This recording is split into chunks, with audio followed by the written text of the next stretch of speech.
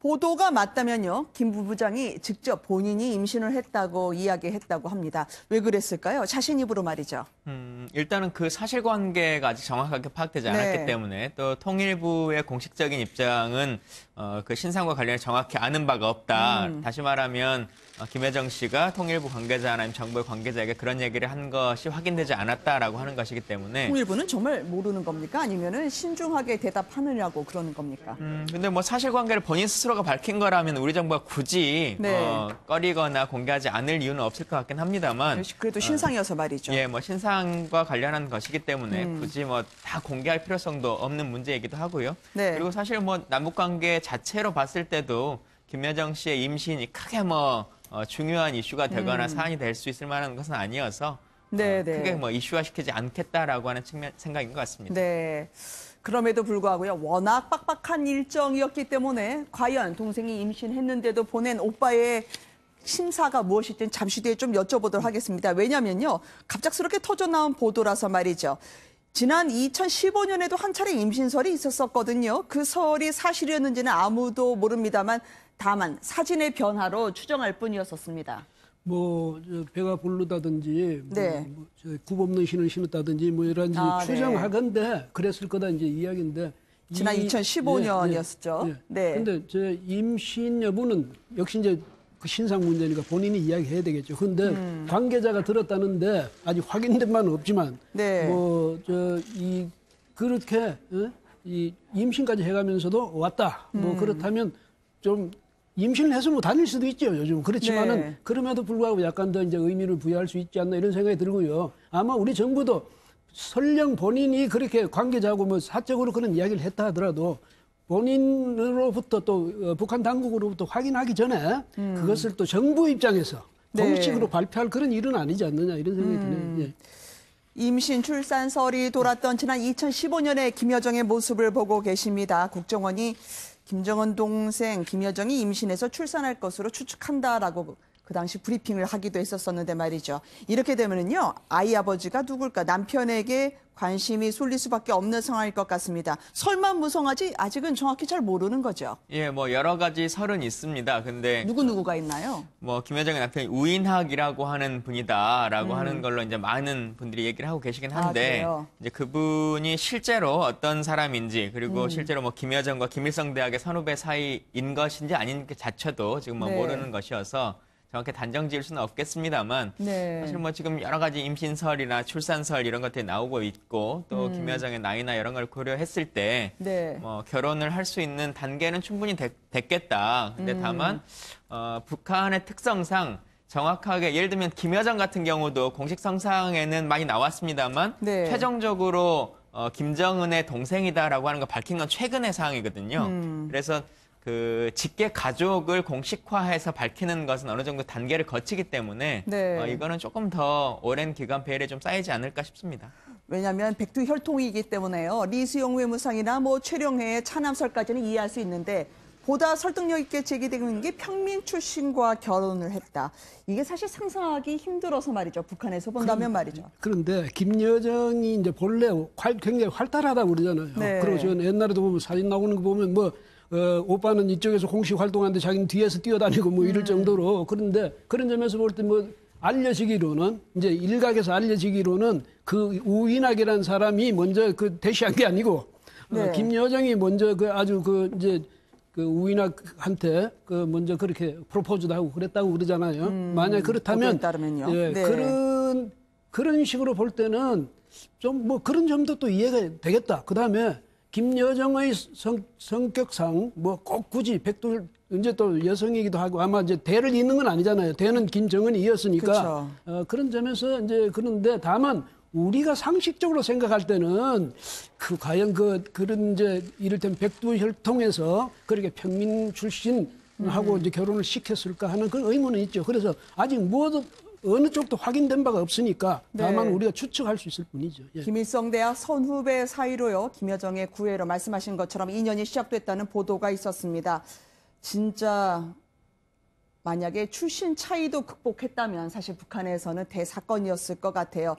쉴 틈 없는 일정 아니었겠습니까? 예. 그 한국 방문에 그래도 하나뿐인 동복 여동생을 보낸 이유가 김정은 위원장이 뭔가 본인이 돌파구를 마련해야 되는 그런 상황이 있었을까요?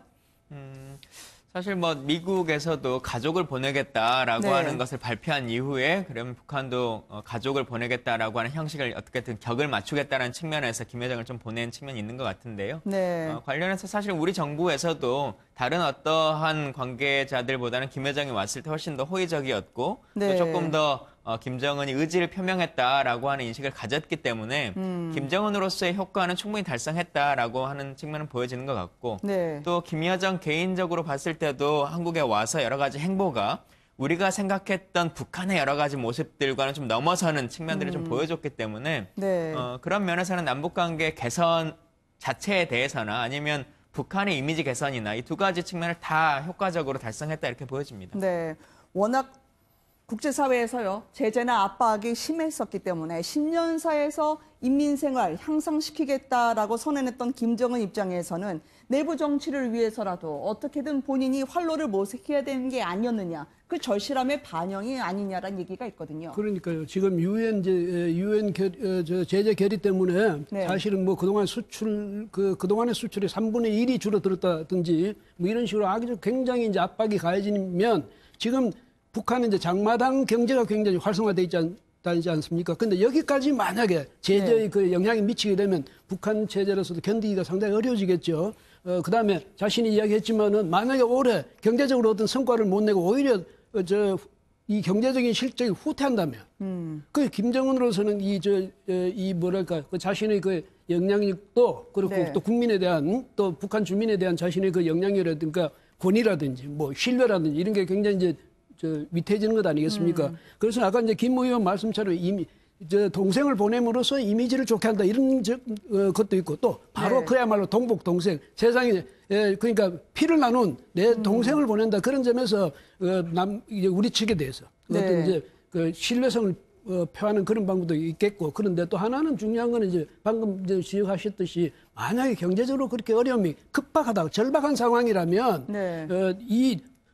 우리 여기 한국에 와서 문재인 대통령의 진심이 뭔지 그것을 또 충분히 파악하고 북한 그 김정은의 진심을 여기 와서 전할 수 있는 적격자는 누구겠습니까? 그렇죠. 근데 다른 공식 라인으로 뭐 어떻게 지위가 높은 사람이 오든 하더라도 그 사람들의 보고는 어차피 좀 약간 왜곡의 가능성이 있을 수 있으니까 김여정이 가장 믿을 수 있다. 뭐 그렇게 판단한 것 아니겠습니까? 명절에 배급품에 식용유 한 병 그리고 신발 한 켤레를 배급했다라는 북한입니다. 어쨌든 상황은 녹록지 않았을 것 같아요. 예, 뭐 여러 가지 어려운 점들은 있긴 있습니다만, 근데 실제적으로 봤을 때 북한의 경제 상황이 예전에보다는 많이 좋아졌다라고 하는 게 또 사실입니다. 네. 그리고 우리가 지금 장마당이라고 하는 것에 대해서 조금 문제적인 시각에서 바라보고 있습니다만, 사실 북한에서도 기본적으로 이제 장마당 경제가 나름대로 활성화되고 운영화되면서 실제 좀 안착화돼 있는 과정이거든요. 그래서 그리고 북한 정부에서도 이걸 아주 강력하게 제재하거나 하지 않고 자체적으로 이러한 소위 말하는 시장 경제가 그냥 운영되도록 네. 놔두고 있는 측면, 그리고 그것을 통해서 경제가 지역 안에서 잘 굴러간다라고 하는 인식을 갖고 있는 것이기 때문에 그 측면은 조금 다른 관점에서 봤으면 좋겠다는 측면이 있고요. 다만 지금 대북 제재 등을 통해서 한 번만 더 어떤 문제가 발생하면 중국을 포함해서 이 원유까지 막겠다라고 하는 것이 이제 네. 예정돼 있는 상태지 않습니까? 그래서 그것에 대한 두려움은 좀 크게 갖고 있지 않겠느냐 이렇게 보여집니다. 네, 워낙 장마당으로 이젠 자본주의처럼 많이 경제도 살려지고요. 그렇기 때문에 수출에 의존할 수밖에 없는 북한 입장에서의 나름대로의 사정이 있지 않았을까라는 분석까지 들었습니다. 자, 김여정이 개막식을 장식을 했다면 이제 폐막식에 오는 트럼프 대통령의 장녀 이방카 선임 고문의 방문 일정이요. 조금 더 구체적으로 윤곽을 잡아가고 있다고 합니다. 2박 3일이 김여정이었다면 3박 4일로 아마 이방카 고문을 맞이할 거라고 하는데요. 물론 하루 더 는다고 해서 신뢰가 돈독해지는 건 아니겠습니다만 이런저런 일정을 채워넣는데 심혈을 기울이는 것 같더라고요. 근데 이제 우리 정부로서는 김여정에 대한 우리 환대의 그 정도가 네. 수준이 국빈급 이상이었다 뭐 이런 이야기가 나올 정도로 굉장히 이제 세계적으로도 그렇게 알려졌지 않습니까? 그런데 네. 동맹국인 미국의 그것도 이제 바로 거기도 역시 핏줄입니다. 그 트럼프 그쵸. 대통령이 이제 바로 딸이거든요. 그다음에 저 딸은 사실상 퍼스트 레이디 역할도 한다지 않습니까? 그런 딸이 왔을 때 그 격을 적어도 최소한 김여정에 맞춰야 되거든요. 그다음에 네. 우리와 미국의 관계를 생각하면 오히려 김여정보다 더 중시하는 모습을 보여야 미국에 대해서 어떤 오해라든가 곡해라든가 있을 수 있는 이것을 이제 해소할 수 있을 테니까 아마 굉장히 신경을 쓸 겁니다. 그런데 네. 이제 그렇게 신경을 써서 뭐 좋은 결과가 나와야 되겠죠. 예. 네. 이번 금요일 날 올 것으로 예상할 수 있겠습니다만 아직 확정은 된 건 아닌데요. 정상급 의전을 준비하는 우리 측입니다. 청와대에서 말이죠. 펜스 부통령처럼요. 의외로 탈북자들을 만나면서요. 북한 정권에 대해서 압박을 강화할 것으로 예상이 되더라고요. 예, 지금 예정은 23일 날 들어와서 26일 날 나가는 걸로 뭐 조율하고 있다 이렇게 되어 있는데 그래서 3박 4일 일정이죠. 그 김여정과는 좀 차이점이 김여정 같은 경우는 딱 그 평창과 관련한 이슈 외에는 다른 곳으로 나갈 수 있는 여지가 좀 없기 때문에 기간이 그렇게 길게는 뭐 마련할 수가 없겠고 다만 네. 지금 뭐 미국의 관계자 같은 경우에서는 말씀하셨던 것처럼 이제 탈북자 문제라든가 그리고 지난번에 펜스 부통령은 뭐 방한하셨을 때 한미 연합사를 방문해서 그 관련한 일들도 하셨고요. 네. 또 그 지난번에도 이 이방카가 여성 기업인 지원 기금과 관련해서 관심도 많고 실제 대한민국이 그 지원금을 좀 많이 냈으면 좋겠다라고 하는 의지를 많이 표명했지 않습니까? 그래서 네. 관련한 그런 문제들도 좀 논의하지 않겠느냐라고 보여집니다. 네. 3박 4일인데요. 이 청와대에서는 문 대통령과 회식 때 옆자리에 같이 앉게 하거나 김정수 여사와의 문화체험 그리고 최소한 2번 정도는 만나거나 식사를 하는 것을 짜고 있는 것 같습니다. 그동안은 좀 이방카 고문이나 남편인 제럴드 큐시너하고 우리 측 외교가 인연을 쌓을 기회가 거의 없었다 들었거든요. 짧은 시간에 좀 신뢰를 만들 수 있을까요? 글쎄요, 한번 만난 정도는 김동연 그 부총리가 한 번 정도 만났다고 그래요. 그런데 네. 그것도 무슨 행사장에서 만났다는 정도고 사실 트럼프 정부 자체에 대해서 우리 정부나 정치권이 특별하게 연결되는 지점이 없어요. 사람들도 그렇고 또 이래서 이제 그런 면에서는 이방카 여사가 네. 방문하는 것은 상당히 이제 우리로서는 저 의전을 이제 짜기가 상당히 어려운 상대인 건 사실입니다. 그러나 김여정은 이제 거기 나름대로 그게 미션이 있었거든요. 뭐냐면 친서를 전달했지 않습니까? 그 다음에 북평양 초청하고 이런 그런 김정은의 특사로서 그런 네. 역할이 있었지만 이방카는 뭐냐면 그냥 네. 폐회식에 오는 것 아닙니까? 네. 일단 자기 그 자국의 그 선수들을 격려하고 이렇게 해서 오는 거니까 그것도 역할도 김여정과 이방카는 완전히 다르다고 봐야죠. 네. 다만 이제 우리로서는 그 격을 맞춰줘야 된다는 이런 게 있고 또 이왕 오는 김에 트럼프에 대해서 어떤 만약에 좀 대북 문제와 관련해서 트럼프에게 조금이라도 어떤 좋은 조언을 해주면 얼마나 좋겠느냐 네. 이런 기대도 있고 한데 역시 이제 이방카가 그 아버지에 대한 이 말하면 조언자 역할을 하고 있긴 하지만은 그러나 미국의 이 정치 과정, 정치 시스템, 결정 시스템하고 북한하고는 전혀 다른 거니까 네. 이방카가 저 역할을 할 수 있는 것도 한계가 있는 거겠죠. 그래서 제가 볼 때는 그것이 남북 이 대화 또 문 대통령의 평양 방문 여기하고 관련해서 이방카에게 특별한 어떤 임무라든가 그런 역할을 주문하기는 좀 어렵지 않을까 이런 생각이 듭니다. 아무래도 우리 측에서는 김정수 여사를 포함해서요. 영어를 잘하는 강경화 장관까지 맞춤형으로 맞을 준비를 하고 있는 것 같습니다. 무엇보다도 지금 통상이랑 안보가 뒤죽박죽 섞여가지고 말이죠. 꽉 막힌 북한과의 관계 좀 전환점을 마련해 주길 기대하는 모양새인데요. 북한은 그런데 어떻게 화답을 하고 있을까요? 조선중앙TV로 모시겠습니다. 북남 관계 개선과 화해의 분위기가 고조되어 가는데 당황망조한 미국과 일본이 어떻게 하나 그의 제동을 걸어보려고 분교를 잃고 날뛰고 있다. 조선반도에서 긴장 완화의 분위기가 뚜렷이 나타나고 있는 때에 미국과 일본의 이러한 불순한 행동은 그저 스쳐보낼 문제가 아니다. 미국과 일본이야말로 조선반도 평화의 파괴자, 정세격화의 주범, 통일의 근본 장애물이라는 것을 다시금 명백히 보여준다. 북한은 지금 미국이 덤벼든다면 뼈도 못 추리게 될 것이라고 하면서요. 이 대화도 전쟁도 다 준비가 되고 있다고 이야기를 하고 있습니다. 영변 핵시설 가동이 임박했다는 기사도 나오는데요. 강성 발언으로 우리가 낑겼어요. 어떻게 해야 되겠습니까? 뭐 일단은 이방카 자체로만 보자면 사실 이방카가 트럼프 대통령의 나름대로 복심으로 활동도 하고 네. 그 백악관 안에서 역할들도 하고 있습니다만 실제로 맡고 있는 역할이 이 외교적 문제나 경제적 문제를 주로 얘기하지는 않습니다. 주 네. 관심 사항이.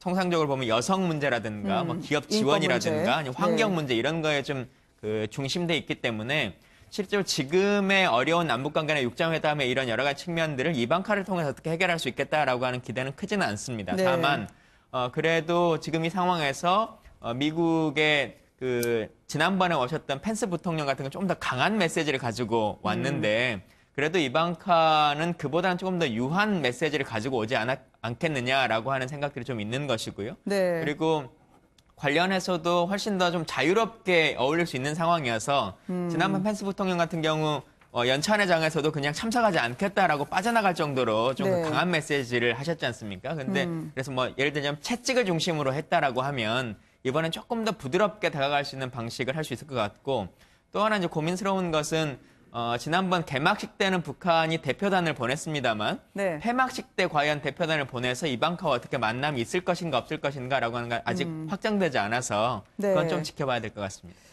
그래도 뭐 아버지 귀를 잡고 있는 유일한 실세라고 여겨지는 사람이어서 말이죠. 무엇보다도 미국하고 북한이 이게 좀 부드러워지지 않으면 우리가 남북 정상회담 그렇죠. 진도를 빼기 어려워서 말이죠. 이방카 고문이 과연 그런 부분에서 물꼬를 터주게 해줄까요? 근데 미국이 이제 북한과의 관계에 있어서는 북한이 미국이 제시하는 어떤 조건을 충족시키는 전제 하에서 북한과 대화할 수 있다 이거거든요. 근데 만약에 돌려서 다시 이제 김여정이 만약에 북한이 미국과 네. 대화를 나아갈 수 있는 북한 나름대로 조건을 만약에 우리 대통령한테 전했다면 그래서 우리 대통령이 그걸 가지고 미국하고 협상을 할 수 있는 협의를 할 수 있는 그런 역할을 만약에 김여정이 함께 갖고 왔더라면 네. 이번에 이 남북 문제뿐 아니라 미북 대화도 좀 풀릴 계기가 될 수 있지 않을까 이런 생각이 되는데 네. 그건 아직 정부에서 뭐 말하지 않으니까 우리 알 수가 없죠. 예. 벌써 이번 주면 평창이 끝나는군요. 문 대통령의 평창 외교도 오늘 마무리가 되고 있습니다. 처음으로 다른 나라 선수단을 접견을 했는데요. 러시아입니다. 왜 러시아인가요? 예, 아시는 것처럼 러시아는 이번에 러시아 국기를 걸지 못하고 참석했지 않습니까? 네. 개별 선수단의 이름으로 왔었는데 뭐 공식적으로는 뭐 청와대 대변인 말처럼 부모 없는 자식 같아서 그 안타까운 마음에 불렀다 이제 이렇게 하고 있는데요. 아, 러시아 출신 올림픽 선수단 예, 선수들에 그렇게 대해서. 되니까요. 근데 네. 사실 우리가 지금 육자회담이나 여러 가지 남북 관계에 있어서 러시아에게 다가가는 메시지 좀 크지 않습니까? 그래서 직접적인 관계성은 없지는 않겠습니다만 그래도 작은 물꼬로서 마중물로서 작용했으면 좋겠다 이런 바람이 있습니다. 네, 러시아의 지렛대 역할을 기대할 수 있을지요. 문 대통령이 직접 메드베데프를 포함한 여러 러시아 선수단을 만난 기사까지 전해드렸습니다. 오늘 함께해 주셔서 고맙습니다. 예, 감사합니다.